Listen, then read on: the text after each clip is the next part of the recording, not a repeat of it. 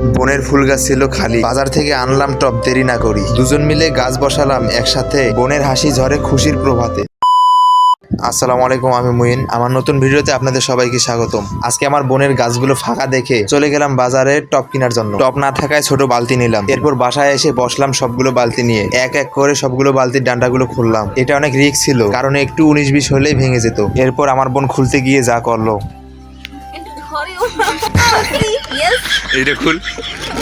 সবগুলো খোলা শেষ হলে নিয়ে যায় অপারেশন থিয়েটারে, মানে এগুলাকে ফুটা করা লাগবে। ফুটা করলে অতিরিক্ত বালতিতে থাকা পানিগুলো নিচ দিয়ে নেমে যাবে।